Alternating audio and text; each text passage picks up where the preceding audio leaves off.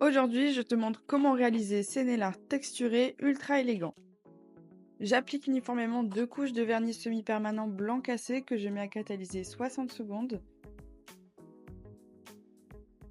Je poursuis avec une couche de top coat, l'Extreme Shine de The Gel Bottle que je catalyse 90 secondes.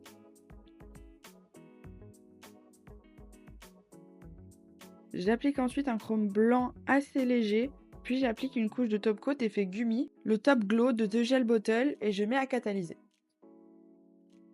Dans mon support, je prépare une petite goutte de vernis blanc cassé et je viens réaliser mes motifs. Pour ce modèle, je visualise un point central où je placerai ma décoration et je trace de jolies courbes uniformes. Je prends mon temps parce que ce sont des courbes qui vont sublimer ce nail art.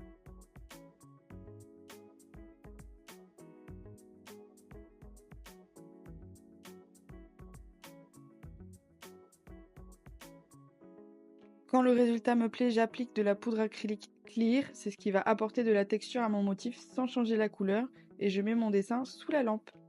Je dépoussière l'excédent de la poudre et je reprends mes courbes dans un autre angle en suivant les précédentes. Les courbes précédentes sont les lignes directrices de mon prochain tracé.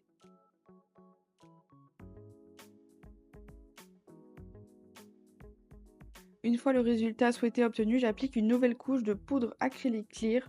Je répète le même procédé pour remplir mes 4 côtés.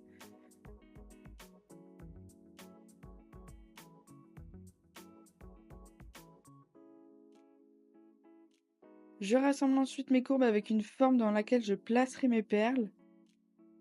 Je pose un point de colle à strass et je pose mes perles et je choisis 2 tailles différentes pour un effet asymétrique. Voici le résultat du premier nail art à la fois sophistiqué et élégant.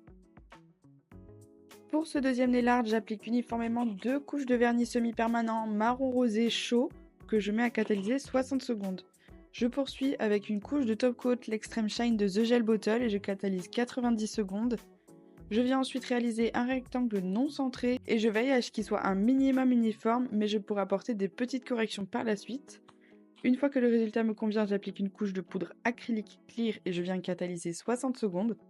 A l'aide d'un gel paint doré, je réalise le contour de mon rectangle avec une jolie bordure uniforme et je prends mon temps. Plus ma ligne est fine, plus l'effet sera élégant. Lorsque ça me convient, je mets à catalyser. A l'aide d'un dotting tool, je réalise des formes de tailles différentes et j'y vais sans trop réfléchir et en cas de manque, je comble avec des formes plus petites. Lorsque le résultat me convient, j'applique ma poudre et je mets à catalyser 60 secondes. Dites-moi ce que vous en pensez en commentaire, perso, j'adore les effets texture. Pour ce nail art, j'applique uniformément 2 couches de vernis semi-permanent taupe gris que je mets à catalyser 60 secondes. Je poursuis avec une couche de top coat, l'Extreme Shine de The Gel Bottle et je catalyse 90 secondes.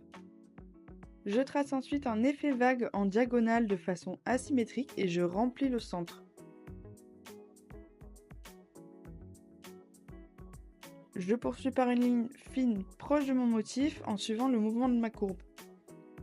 Une fois que le résultat me convient, j'applique une couche de poudre acrylique clear et je viens catalyser 60 secondes.